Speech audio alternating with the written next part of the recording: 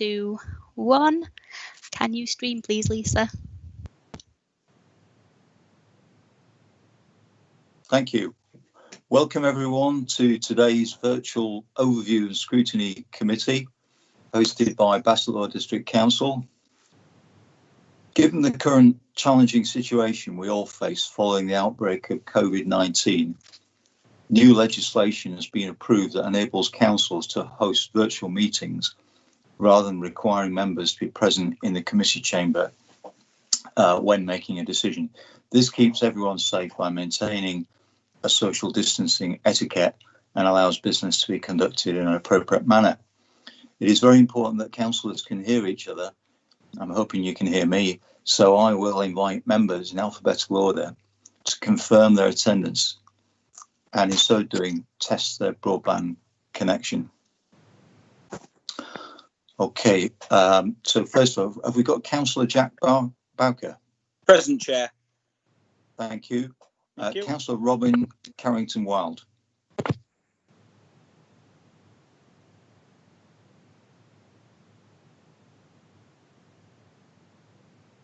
Councillor Carrington-Wild. He's not in the meeting yet, Chair. Okay. Councillor David Challoner. Present, Chair, thanks. Thank you, David. Councillor Anne Cultate. Yeah, good evening, Chair. Thank you. Councillor Debbie Merriweather. Yes, good evening, Chair. Thank you, Debbie. Councillor James Naish. Good evening, Chair. Thank you. Councillor Claire Plevin. I think we've got apologies for Claire. We haven't received any apologies for Councillor Plevin, not as of yet. Okay. Councillor David Presley. I'm here, Chair. Thank you, David. Councillor Maddie Richardson. Good evening, Chair. Present. Thank you. Myself, Councillor John Shepherd, as Chair, and Councillor Helen Tamblin-Saville. Present, Chair. Good evening. Thank you, Helen. And Councillor Mark Watson. Councillor Watson did say that he may be late to the meeting, so we'll let you know when he joins. You're quite right, yes. Now I will introduce key officers by doing a roll call. Stephen Brown, Head of Corporate Services. Good evening, Chair. Thank you, Steve. And Richard Gadsby, Policy and Scrutiny Officer. Present, Chair. Thank you. Liz Whittles, Policy and Scrutiny Officer. Present, Chair. Thank you. Ellen Hinsley, Meeting Facilitator. Here, Chair. Thanks, Ellen. And James Lavender, Committee Clerk. Present, Chair, but to add what I said earlier, Councillor Plevin did send her apologies and Councillor Fielding is now attending as a substitute member of the committee. Right, yes, that's what I thought. Can I just check? Councillor Fielding, are you there? Councillor Sybil Fielding. I'm present, Chair. Thank you for that. Okay, if a number of members lose connection and the meeting becomes inquirate or live streaming for public viewing fails, I shall adjourn the meeting for 5 minutes to allow connection to be re-established. Given this is a virtual meeting, there is no corporate responsibility to detail fire procedures we ordinarily would. However, I would like to highlight that this committee is live streamed on social media, so all participants, please be aware of your actions and take appropriate safety precautions from your place of live streaming. Can I remind members to switch off their microphones when not speaking? Agenda item 1 is apologies. Have we got any apologies? So we've had one. We have Councillor Watson will be attending the meeting later, as he is already chairing a meeting which should be finishing at 7. Thank you. And as you've said, Councillor Plevin has given her apologies and Councillor Fielding is subbing. Yeah. Thank you. Okay, agenda item 2 is to receive declarations of interest by members and officers. Have we had any? We have not received any declarations of interest from officers, Chair, nor have received any declarations of interest from members.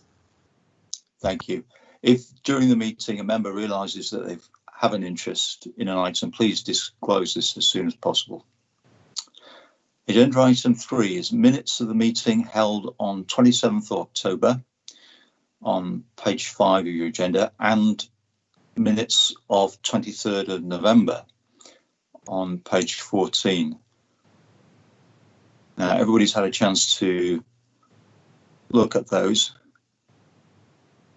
We're here to agree that these are a true and accurate record or not. Is any member not in favour of the minutes?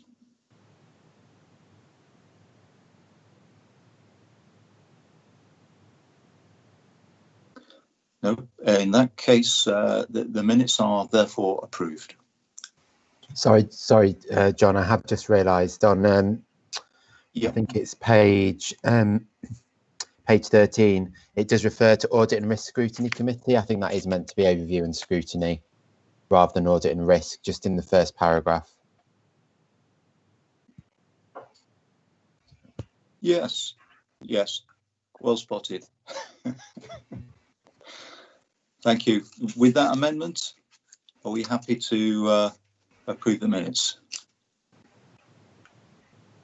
Thank you for that. Agenda item 4 on page 15 and 16 of your agenda is minutes for action and implementation.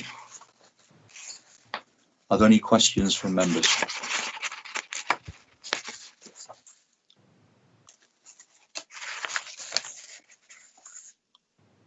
John, it just deferring the minutes to, and I'll find it, East Midlands Ambulance Service attending. Yeah. Yes, Richard, do you want to comment on that? We did contact them, didn't we? And there was an exchange of emails. Chair, that will be covered under the work programme report later on. Yes. So that's covered later on, David. Should we discuss it then? Are they coming or not?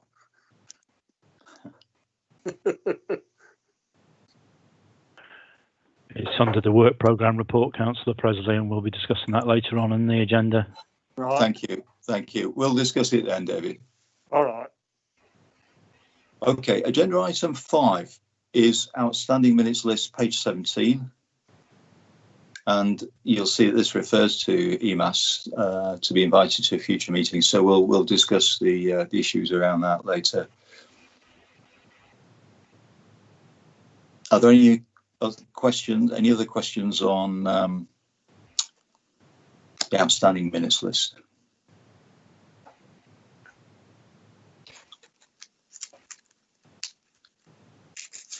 No, thank you. Agenda item 6 is the forward plan on page 19 to page 22. Just to remind members that as soon as you receive your agenda, you can ask the clerk to contact a relevant officer to provide a briefing note on a particular report on the forward plan, and or invite them or the relevant cabinet member to attend the meeting. Also note, private and confidential decisions can't be discussed in this section of the meeting. Does any member have questions on the forward plan items?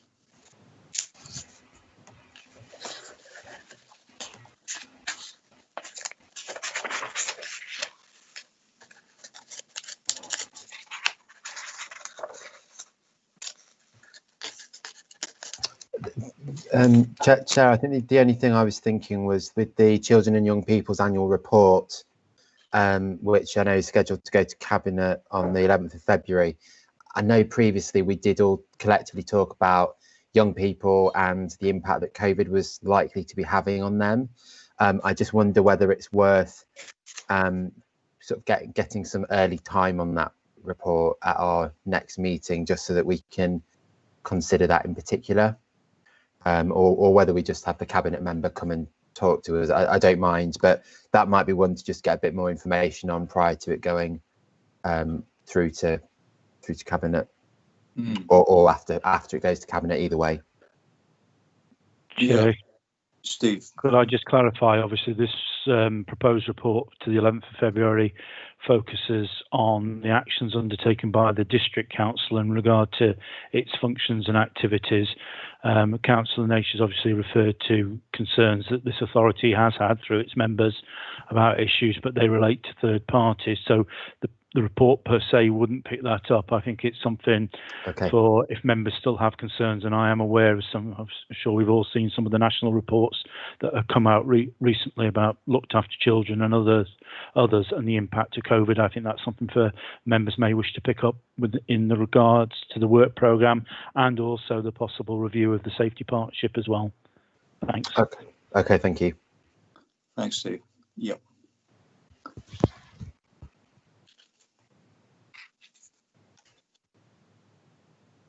Thank you. If there are no more questions, we'll move on to Section A, items for discussion in public. Item 7, key decisions of Cabinet, the 1st of December 2020, page 23 to page 30. Now, starting on page 23, we've got fees and charges 2021/22, key decision number 848. And again, members have had access to the cabinet papers. You've had a chance to have a look at this. Cabinet resolved that 1, the individual fees and charges as set out in the fees and charges schedule 2021/22 appended to the report be approved, subject to the ratification of the licensing fees by the licensing committee, which has the constitutional responsibility for setting licensing fees. And 2, the new fees applicable from 1st of April 2021 as detailed in fees and charges schedule 2021/22 appended to the report be noted. And 3, the level of concessions and discounts to be applied to any relevant in the year new or amended charges be delegated to the relevant head of service and the head of finance and property to agree. Paragraph 3.7 and 3.9 refer. Okay, that was the decision of Cabinet. Does anyone have any questions?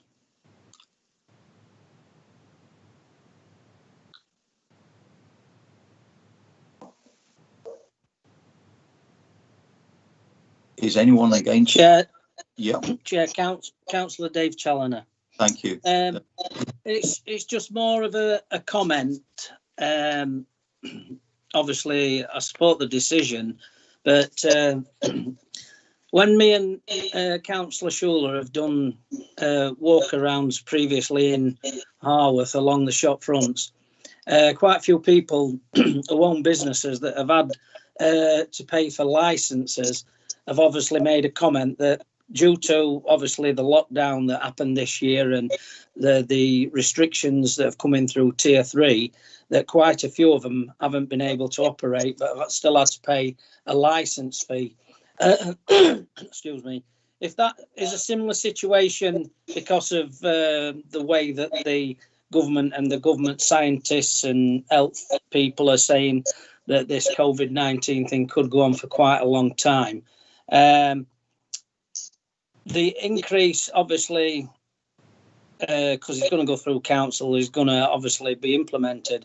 But in any way, shape or form, could people be, what's the word, recompensed for obviously not being able to carry on with the work that involved, i.e. a licence, saying like, I don't know if it's in tanning shops or things like that, or these nail bars or whatever they've, where they've had to have licenses. But it was just something that, they do understand that things have to carry on, but it was just some comments that we got said to us that we picked up. We haven't been able to operate nearly all year, but yet you're there knocking on the door for your license fee kind of thing. It's just a comment basically to let you know that that was some of the comments that are coming to us as councillors in my ward. Thank you for that comment. I mean, if you wanted, we could submit it as a question to David Hill. I don't know if any of the officers want to comment. Yeah. It's just like I say, it's just comments that have been made to us as councillors, and I don't know if any other councillor have had it said to them. You know, it's like the same old cliche. We're in, as the council, we are in a no-win situation. We're out there helping people. We're out there trying to do what's best for people. We get things in virtual meetings which we're discussing, and councillors are coming up with fantastic ideas how we can help people out there, and we're trying to put things in practice. And then next thing, we get accused of kicking people's legs from under them because we're going out for the annual licensing fees kind of thing. So it's just one of them things, whether it's something that we could just ask the question back, you know, I mean, at the end of the day, everything's all costed, as we know, through the finance departments. And obviously that's how we can set precepts and come in with his budget and things like that for next year.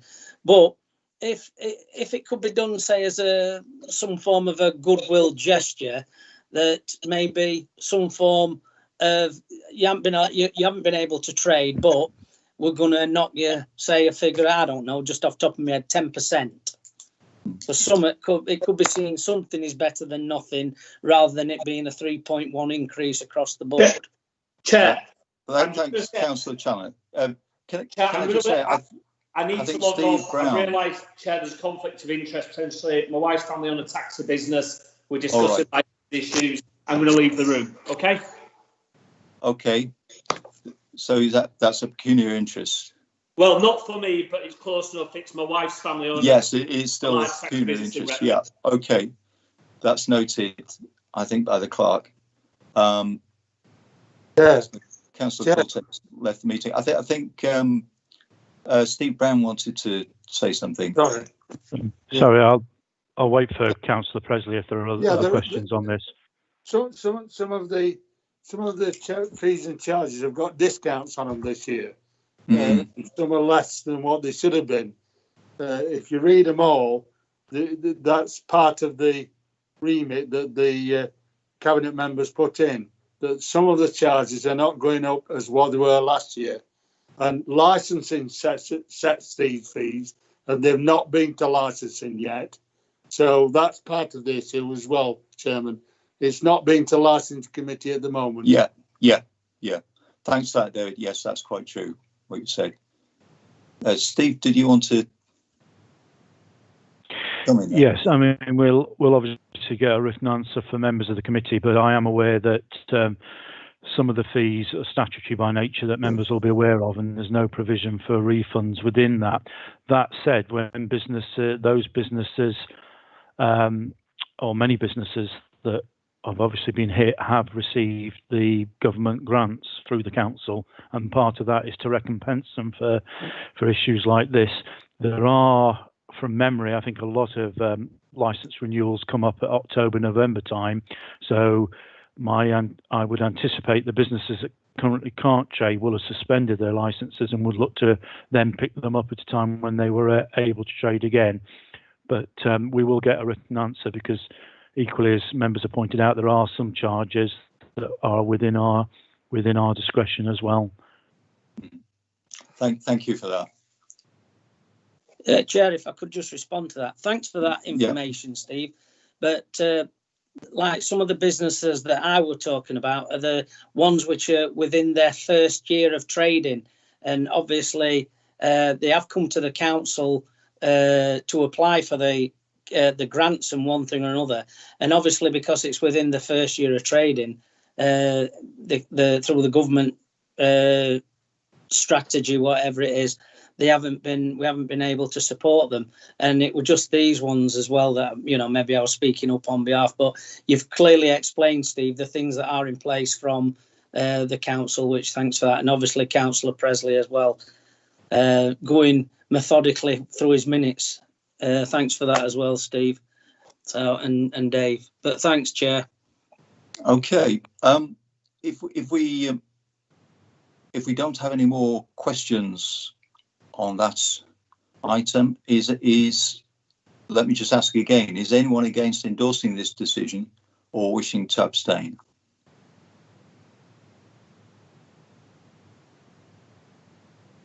Thank you. That key decision is endorsed. Would someone let Councillor Coulthart know that he can come back in? I'll contact him, Chair. Thank you. Okay, on page 24, we've got Budget Monitoring and Capital Programme Update Report to 30th of September 2020. Key decision 860. Cabinet resolved that 1. The position with regard to revenue and capital budget monitoring is noted, and 2. The other variations to the 2020/21 capital programme as discussed in paragraph 3.28 and detailed in appendix 3 of the report is approved. 3. The proposed resourcing of the capital programme and the level of capital receipts currently available to fund any further capital expenditure, paragraphs 3.34 to 3.36, is noted. And 4. The quarterly update on performance against the approved Treasury Management prudential indicators for the period ending 30th of September 2020, paragraph 3.49 refers, is noted. Okay, that's the Cabinet decision. Has anyone got any questions?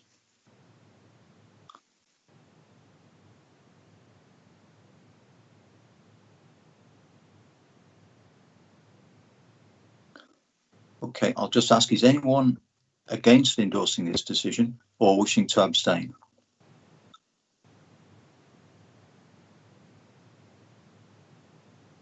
No, thank you. That key decision is endorsed. And on page 25, there's the equality objectives 2016 to 2020 progress update. Key decision 502. The Cabinet resolved that the annual progress report 2020 is noted and approved for publication as an accurate record on the outcomes delivered against the 2016-2020 equality objectives. Okay, does anyone have any questions on this key decision?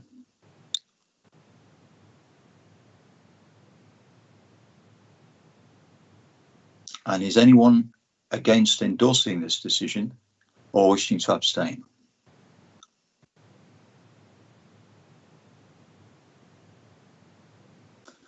No, well, that key decision is endorsed. Thank you. On page 26, Equality and Diversity Strategy 2021 to 2025. Key decision 860. Cabinet resolved that the Equality and Diversity Strategy for 2021 to 25 be approved. Has anyone got any questions?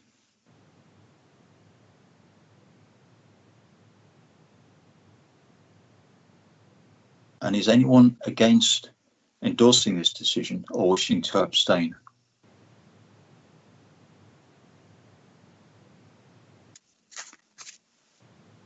No, that's fine. That key decision is endorsed. Also on page 26, there's the Bassett Law Allotment Strategy, key decision 839. The Cabinet resolved that number 1, expenditure of £7,000 for consultancy support to update the Bassett Law Allotment Strategy, which will be brought back to Cabinet for approval, be approved. And number 2, the developments of the new Bassett Law Allotment Strategy includes consultation and engagement with members, tenants, non-users and other stakeholders to ensure it incorporates relevant issues. Does anyone have any questions? Yes, Chairman. Councillor Presley. Yeah. On the development of the new, on number 2, would it help that the consultant on the security on the allotments? Does it include it in this? I think it does, but I'm just checking. Yeah, again, I think what we could do is just feedback that point in writing, because you certainly raised that before. I would have thought it would, But we I need would to have thought it would, yeah, but we need to make sure that consultation includes questions about the issues of security. I'm sure, you know, it is an issue for tenants sometimes. Yeah, thank you, Chair.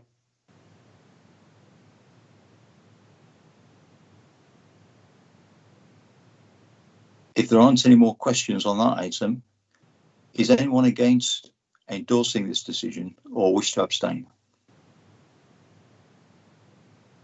Chair, can I just, sorry, I'm having a bit of trouble with the microphone. I did have a question. I couldn't find anywhere. Is this something that would a council officer usually write this report? It's just the £7,000 paying externally. I'm wondering why we're going external to spend £7,000. It's still a significant amount of money, and I'm wondering, have we looked at a strategy maybe of I appreciate we've got staff divert to COVID. Is there a chance to delay this maybe for 3 or 4 months and we could earn internally and save money to be reinvested elsewhere? You know, we could put that £7,000, what I'm saying, into allotments rather than spending it on a consultant. Is that a possibility? I understand the point you're making, but have we got the? I think it references, doesn't it, that there's not officer capacity in house. Yes. Under the options, risks, and recommendations. Yeah. I don't know any more about the specifics. But do we usually do that? That's what I'm saying. You know, I want money to go to the allotments, not to. Then no disrespect to consultants external to the council.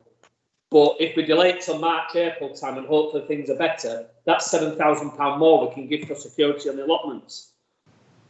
Chair, Steve Brown's raised his hand. I think he might be able to help. Thank you. Steve, would you like to comment on this? Yeah, as Councillor Naish has identified within the report, the author, the relevant head of service, has identified that there isn't sufficient capacity. So, as Councillor Consultation said, normally, depending on circumstances, we would always try and write strategies ourselves internally. Some times we do require external support, but I think there isn't the capacity at the moment able to do that. And I think one of the pressing issues is obviously the opportunity here to link in with the local plan process that the officer is keen not to miss, that it is bolted in. And I think we've all seen over the years how the focus on allotments is a lot stronger link with the health benefits, and there are some real opportunities because there is funding going into that health agenda. So I think my colleague is quite keen to look at that opportunity and leverage some of that funding that might be available. So yes, £7,000, I guess, is speculate to accumulate sort of type approach. But thanks, Chair. Yeah, so it might be money well spent in terms of getting in there timely and getting in outside funding and making sure that we've got a really good strategy. It's me and the Yorkshireman, I apologise. No, I mean, we all know there was the allotments in, was it Lee Fields in Retford, where there was a lot of noise about them potentially being redeveloped, wasn't there? So I think it makes sense to try and have an agreed strategy. And I'm assuming with over 80 people on the waiting list, maybe we're looking at more allotments overall as part of this strategy. So that would be a good thing. Yeah. I'm sure there's been an increase in demand in the last year. Yeah. People appreciating, the homegrown veg and so on. But yeah, that's an interesting paper, and thank you for your question. So I'll just ask that again. Is anyone against endorsing this decision or wishing to abstain? Okay, thank you. That key decision is endorsed. On page 27, the Housing Services Asset Management Plan Key Decision 824, Cabinet resolved that the Housing Services Asset Management Plan 2020 to 2025 be approved. Has anyone got any questions on that?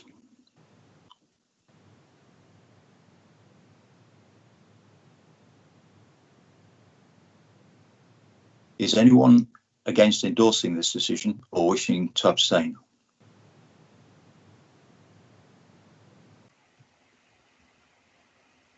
That key decision is endorsed. Also on page 27, there's the annual report to tenants 2019/2020, key decision 840. The Cabinet resolved that, number one, the annual report to tenants 2019/20 be approved, and two, a copy of the annual report is published on the Council's website and issued to all tenants and leaseholders alongside the Q3 rent statement in January 2021. Does anyone have any questions?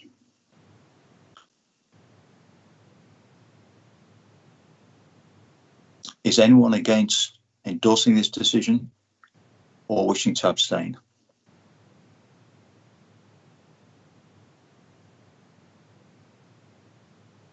That key decision is endorsed. On page 28, there's the annual housing revenue account rent setting review, key decision 841. Cabinet resolved that, number one, the setting of individual social formula rents for 2021/22 based on the current national social rent policy, giving a real rent increase of up to 1.5% with effect from 5th of April 2021 be approved. And number two, the setting of individual actual affordable rents for 2021/22 based on the current national social rent policy, giving a real rent increase of 1.5% with effect from the 5th of April 2021 be approved. Does anyone have any questions?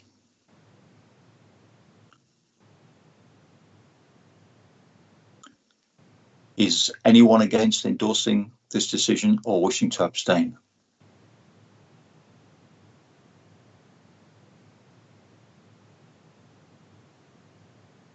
Thank you. The key decision is endorsed. On page 29, there's the Armed Forces Covenant Annual Report, key decision 716. Cabinet resolved that, one, the report and the update on the Armed Forces Covenant Action Plan be approved. Two, Armed Forces Annual Report on progress against the action plan be approved. And three, thanks be recorded to the Armed Forces Champion and the Basildore Covenant team for their support in progressing the Armed Forces agenda. Does anyone have any questions?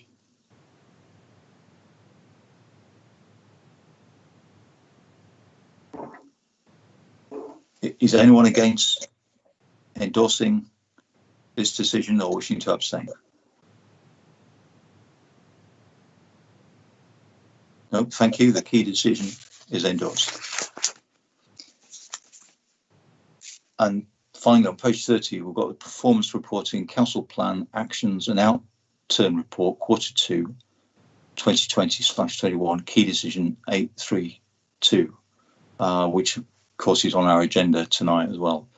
The Cabinet resolved that, one, the contents of the report and appendices analysing our performance and council plan progress for Q2 2020/21 be noted. Number two, no further action is required to address areas of performance that are currently off target. Does anyone have any questions?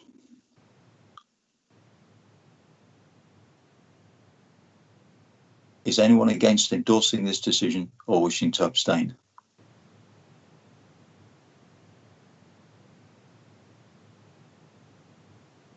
Thank you. The key decision is endorsed.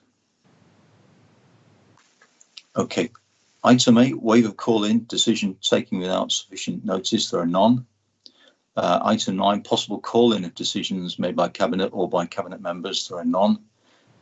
And next we have 10A, performance reporting, council plan actions and outturn report Q2 2020/21 on page 31.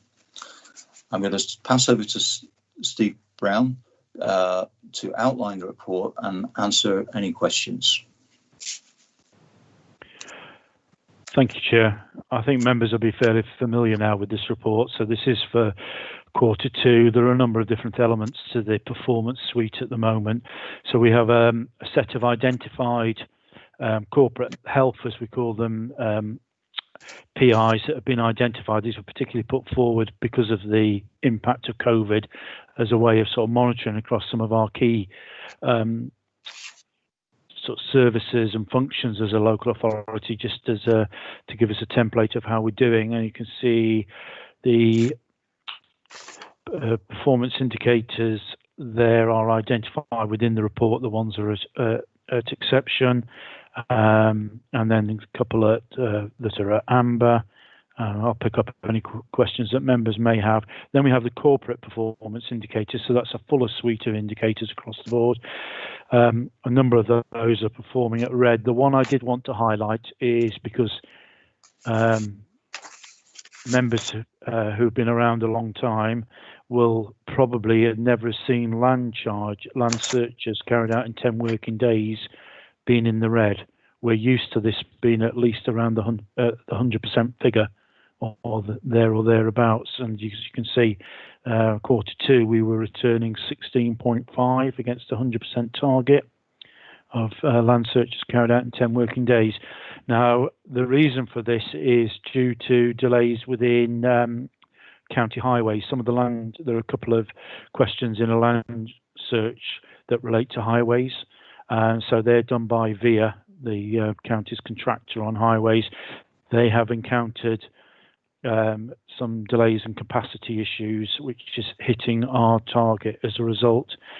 We're not alone in this regard, and I have spoken to my colleagues and a number of other authorities, and we will be making a representation to the county council on this matter, because it's affecting performance across the board. We're obviously mindful of the pressures that VIA are under, but I do need to point out to members that this is a paid-for service. So, you know, we charge for it and we pay VIA for the service. So we're looking for that, but we will be making a response to the county on that particular one. So I just wanted to point that out because members may not have seen that one before. It was starting to go in Q1 and now it's got worse in Q2. Recently, we have noticed an upturn in them turning around the applications, but we do need to keep the pressure up because it does, as you can see, it does impact on us. And then the final element of the overall performance framework is council plan action. So how are we doing against those proposals in our council plan? They're set out at Appendix D. I don't think it will come as any great surprise to members that the areas that are showing off target at the moment are predominantly impacted as a result of COVID and the other issues that we've had to deal with as an authority. So I'll try and deal with any questions, Chair, if members have any. Thank you. Thank you. Are there any questions from members?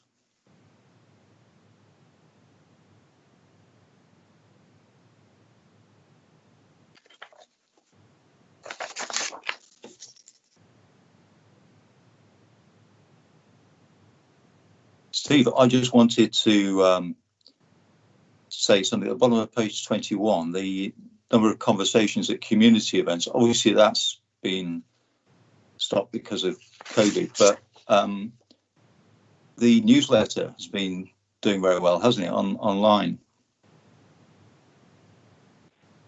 Yes, we've got sort of three strands to the newsletter. There's one for residents, there's one for businesses, and there's one that's just been launched for tenants. I certainly know the one for businesses has now got over 3,000 subscribers to that, and Jonathan tells me that over 70% of those get opened straight away, which he's pretty pleased with. So I think we are pleased with the way that newsletter is going.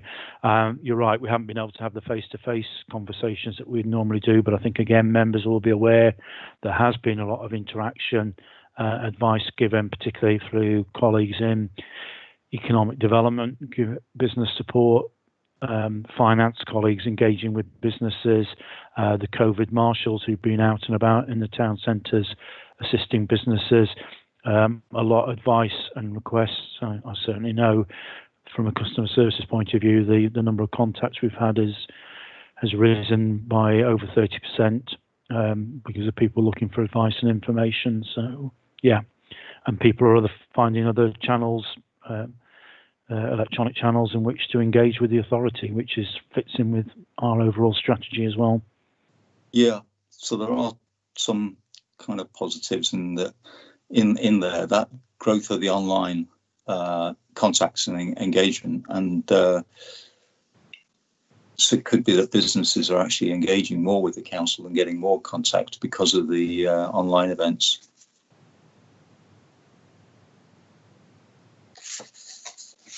Are there any questions? Any more questions for Steve? Chair, we've got Councillor Presley, Councillor Tamblyn-Saville and Councillor Naish have all raised their hands. Thank you. I can't always see that here. So Councillor Presley. Yeah, thank you, Chairman. There's a lot of ones that we could ask questions on, but I think a lot of the problem is COVID, and we haven't even to keep these key decisions going. But you know, some of them, like Steve says, we normally get them 100% near enough. But I think what's interesting is the rent collection.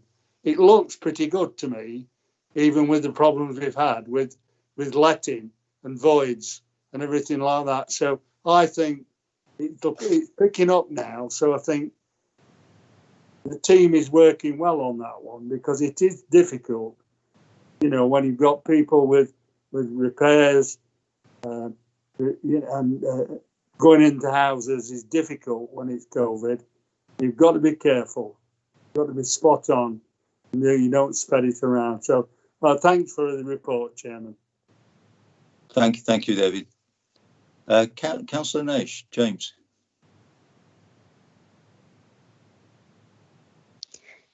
Can you unmute your microphone, please, Councillor? Sorry, I assumed I was off. Yeah, I was just thinking specifically point 4 under the final part of the plan. So it's page 95, supporting rural communities. That one's actually on 0% across the board. And I was also thinking, John, about the West Burton and Cotton one further up the table, which are both at 10%. I know, and Steve Brown will be aware, I know we were making progress on the rural fronts, and then COVID has destabilised that.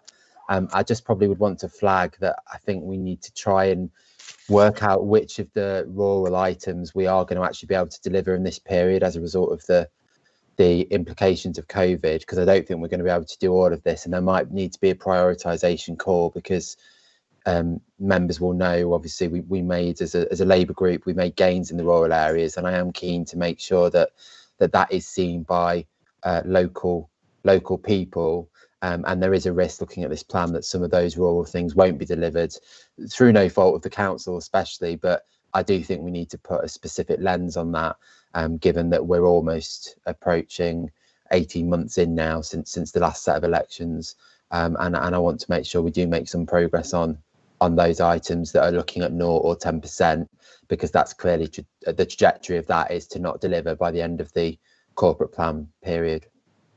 Thanks, James. Such as the update on the rural action plan and so on. Steve, do you want to respond on that one? Yeah, thanks. Councillor Naish will be aware that we were just at the point of launching the consultation on our rural plan just prior to COVID kicking in, and we did have a programme ready to go, and that has impacted on it. I have discussed this matter with the portfolio holder. Obviously now the local plan consultation has started, and that has a significant impact because there's a very strong rural feature within the local plan. So there's an element there, and what the portfolio holder is minded on is how that consultation progresses to make sure that we have those links. We have been able to reinstate our engagement through the forums. We now have 3 forums. There's a new forum that started around the Tuxford area, which has had its first couple of meetings and is going well. And I would just say, ironically, actually, we've found a greater attendance now through those forums as a result of virtual meetings. So some positives there. So we're still starting that work, but I take the point that Councillor Naish is making, that we haven't lost sight of it, and we do need to pick up the pace. Yeah, thank you. Yes, good point. You know, and as you say, actually improved attendance sometimes through the virtual meetings. Councillor Tamblyn-Saville, Helen, you got a question? Yeah, thank you, Chair. Page 38, with regards to invoices paid on time, I know you've made a note under 3.5 as well on page 32. Appreciate I could have emailed about this in advance, so I do apologise. But I just wanted to highlight the invoices paid on time is 75.22%. It was 77% in quarter one, so it's slightly down. And from what I recall, quarter one was also quite a way down on quarter four, if I recall correctly. I think David Armiger said something before about some of that was due to something being taken in-house, but are we going to see an improvement in that? Because obviously that we're missing the mark by quite a way there, and I know COVID is causing problems, but equally I know for a lot of businesses it's really important that their invoices are paid on time. So I was wondering if there's a bit more of an explanation there as to why we are missing it by so much. Thank you. Thank you for that question. Fair question. Steve. I think that's one I'll have to get Dave Hill to provide a written answer for the members of the committee. I am aware of some issues there, but I think it'd be wrong of me to speculate when I don't have that full information. So if members are agreeable, I'll ask Mr. Hill to provide you with a written response. Thank you, Steve. Yeah. Are there any more questions? Steve, sorry, Chair. I apologise, Chair. I ain't got the hand facility on this iPad for some reason, and I do in my other meetings. I don't know what's going on with it. Yeah, I haven't either. I do apologise. Following from Councillor Naish's point, yeah, you do win everywhere, James. On a light note, parish councillors, you're aware this is very pertinent and personal to me, what's going on in some of my ward. And I really want to reiterate I'm pleased it's on there, but it's not sent about basically getting a higher quality of parish council understands what the role is, because we have a massive turnover out in the rural, well, out in parts of the rural area, and we get people trained up, then they get, we need to remember these people don't get any benefits whatsoever within their community, and they get a lot of stick. I'm just wondering, within that plan, are we looking at what further support we can give? Because I know with South Leverton, the officers were brilliant answering the phone, but sometimes the answer was, we don't know. And hence we lost an entire parish council, and we've lost other councils because they felt under pressure. I wonder what we're looking into about that. Because we achieve through parish councils, not just through the district council. Steve, would you be able to comment on that? Yeah, Councillor Coulthate has identified a real issue. This is an issue nationally. There's a real concern that especially smaller parish councils are becoming inchoate and defunct. Variety of reasons for that, as you said, both in terms of parish councillors as volunteers. There are less people who are wanting to take on roles and responsibility. And equally, I think there are difficulties in keeping parish council clerks. We've seen a huge turnover in that. Part of that is difficulties because I think people misunderstand the role of a parish council clerk. But within the plan, the proposed plan was to do some sessions, one to try and work with NALC, the Nottinghamshire branch of NALC, which is the Association of Local Councils, to look and support them in terms of putting on sessions for people who might be interested in becoming parish council clerks, parish councillors, but then also to look at how we can support the clerks with advice and information, support, setting up mutual support groups within Bassett Law as well to assist them with their role and function. So it is there, it is recognised, but I think there are other things that we need to do to strengthen the parish council network. We need to look at some of our parishes and maybe encourage them to have closer cooperation. There's already been some work in some wards where actually parishes are recognised they're probably too small, and there are benefits of merging and gaining a bit more capacity. But that's something that we also need to look at. Thank you. Thank you. Thanks, Steve.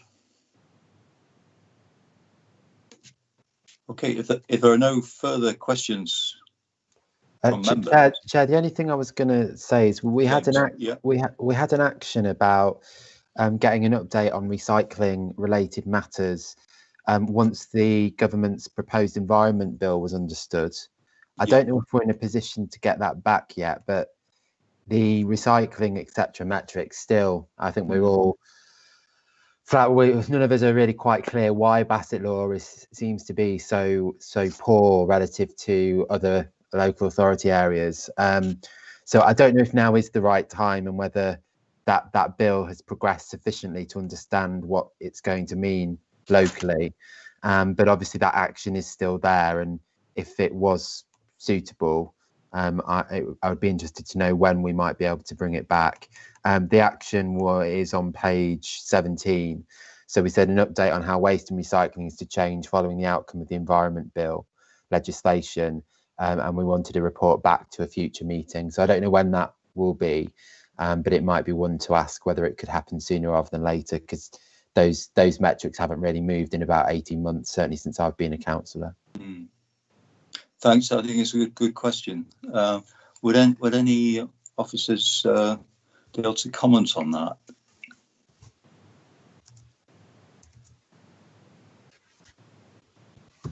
I think Liz, I'm not sure if Liz had a hand raised then, Chair. Yes, I do. Yeah. Thanks, Liz. Okay. The environment bill has just finished the committee stage, but it's not actually gone back to they're waiting for the completion of the report. So it's had several committee stage readings, so that it's not actually been through the whole process yet. So I don't know whether that helps, but also the Notts County Council is carrying out a review of the Veolia contract. That went to Communities and Place Committee. So that is also sort of relevant to recycling rates. Yeah. I don't know whether that helps. Thank you. Thanks for that update. Okay.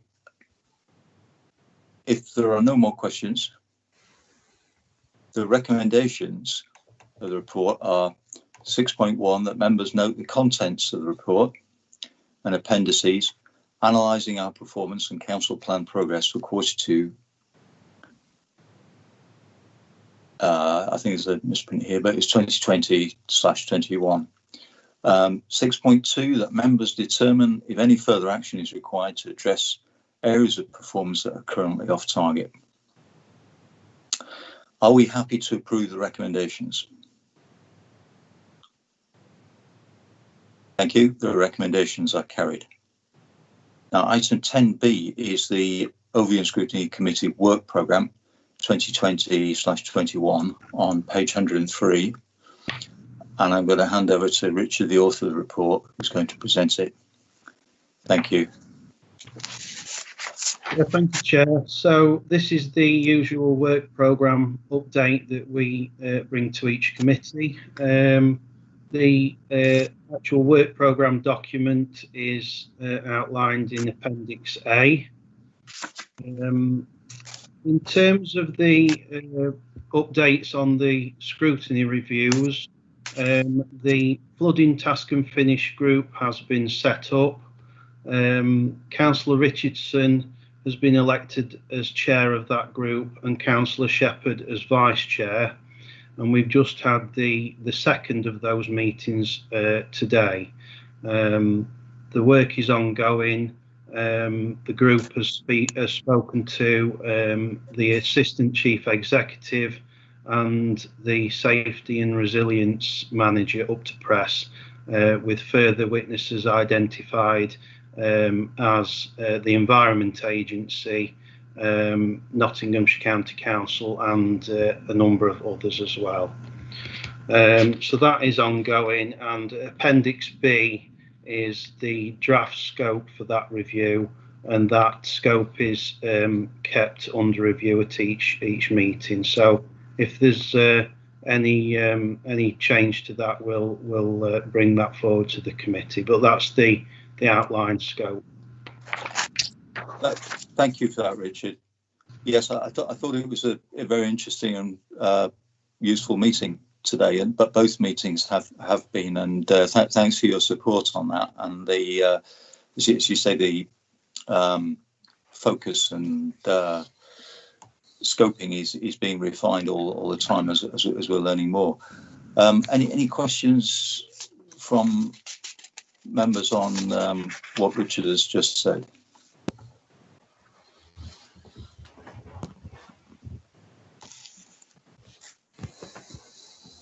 Thank you.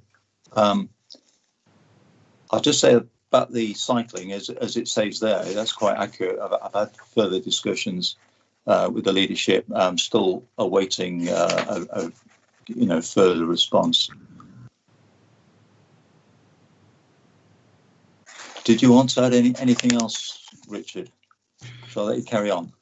Yeah, so on the cycling, nothing else to add to what's written. In terms of the BPL contract performance follow-up, obviously that was held at the previous meeting, and we will be doing some work on demonstrating the performance dashboard with members. So that will follow in due course.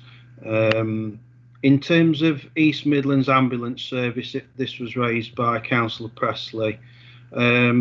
So the chair of the Overview and Scrutiny Committee, in discussions with officers, has agreed that the update on EMAS be deferred to the new year due to the second wave of COVID-19 and the current pressures that they're experiencing.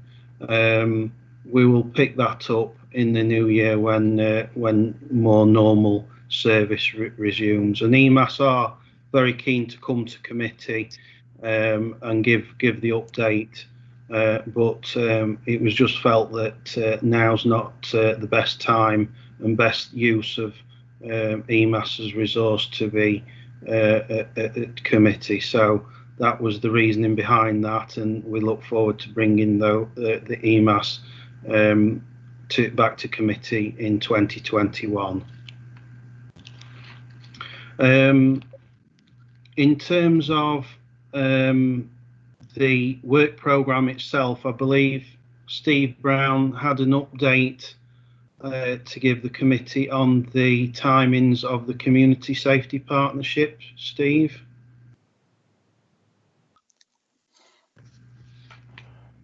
I haven't got any particular update on that at the moment, Richard. We will be in discussions with colleagues. Obviously, I think the key partners, I think everybody will realise, as Richard's just said, in regards to EMAS, are all heavily impacted by COVID and some of the issues there. And as Councillor Nash said, I think there may be some issues that we may want to identify as part of that scope in that review, giving members concerns about young people and the previous impacts, and now we've got the COVID dimension. So I think we need to get member input on that to help scope that review. Thanks, Steve. And just at point 6 there, I'd like to bring Liz in to give the update on the NHS Bassett Law CCG consultation. Yesterday, Linda circulated on the chair's behalf a briefing on the paper that was going to Notts County Council Health Scrutiny Committee today. The representatives from the Bassett Law Clinical Commissioning Group were attending to discuss the next phase in the process, and it was based mainly on mental health provision. But the CCG is quite happy for you to continue to receive these updates until they attend in person in March. Thank you, Liz.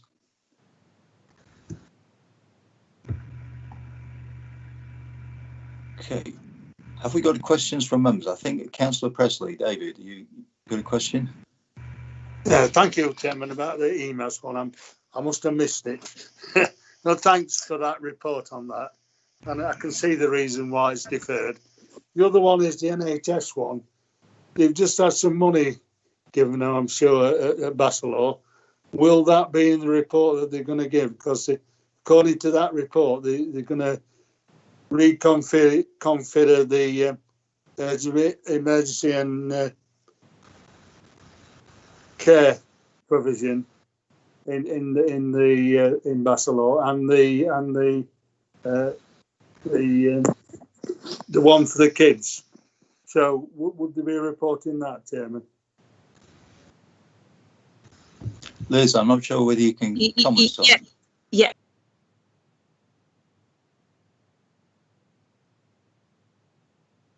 Liz, we can't hear you. Unmute me, Liz. Sorry, yes, it is all part of the same sort of consultation exercise and engagement with the local community, and they will be talking about that when they attend in March. Right. Thank you very much. Thank you, Liz. I was just wondering, like with EMAS, whether we have to be a little bit mindful that they might be very busy with rolling out the vaccine, but if they're keen to attend, then obviously we're keen to talk to them. I can check back. Obviously, when they agreed to come, it was before the rollout of the vaccination. Now, whether that has changed their position or not, I'm not sure. But I can contact them to make sure that they're still happy to attend in March. Yeah, thank you. Thank you. Any more questions from members? Just on that one, John. I mean, I think I was reading that A&E appointments are still down a third on what they would be normally. So emergency care. If we can have that meeting and discussion, I'm sure it would be helpful for all of us to understand what's happening. Yeah, definitely. If they are still willing to attend. Thanks for that. Any other questions? Not a question, Chair. I just wanted to make you aware that Councillor Watson's joined us. Oh, good. Hello, sorry I'm late. I've been in another meeting. I've just managed to escape. Well done. It's quite exhausting attending these sort of meetings one after another, isn't it? It's you're going to 3:30 this afternoon, John. Yes.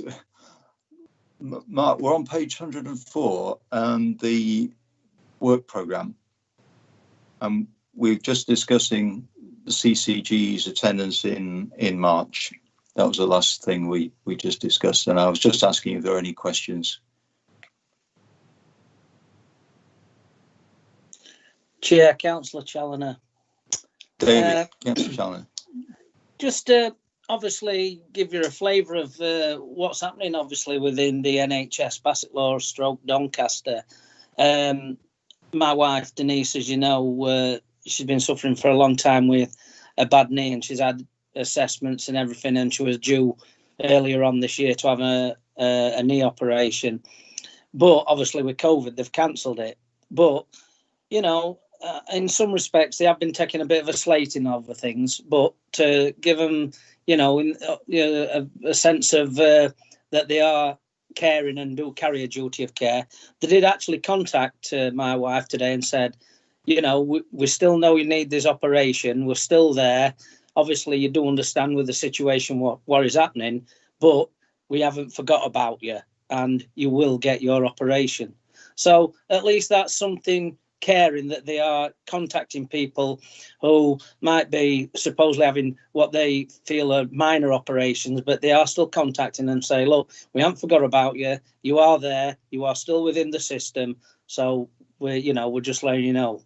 I think that was something, that they ought to be thanked for, because some people think, oh, I've just been thrown on scrap heap now, put to one side because of COVID. But for them to get in touch and say, look, we still are there. We still know you need this op. So I think that's something, a feather in the cap for once.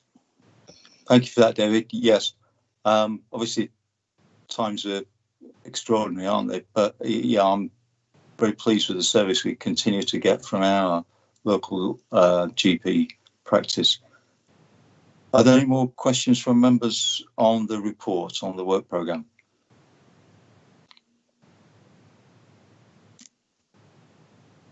If not, the recommendations are 9.1, the committee agree the approach to the work programme as set out in the report. 9.2, the committee note the update and scope of the flooding task and finish group. And 9.3, members are advised to contact the Policy and Communications Unit should they have any queries regarding future meetings? Are we happy to approve the recommendations? The recommendation is carried. Now, we move on to section B, items for discussion in private. Can I please confirm that in accordance with Part 1 of Schedule 12A of the Local Government Act 1972, after considering the public interest test as set out by the officer in the body of the reports, members agree that the following items of business involve the likely disclosure of exempt information as defined in paragraph 3, and therefore in accordance with section 100A of the Act, the press and public be excluded from the meeting. Is anyone not in favour of that course of action?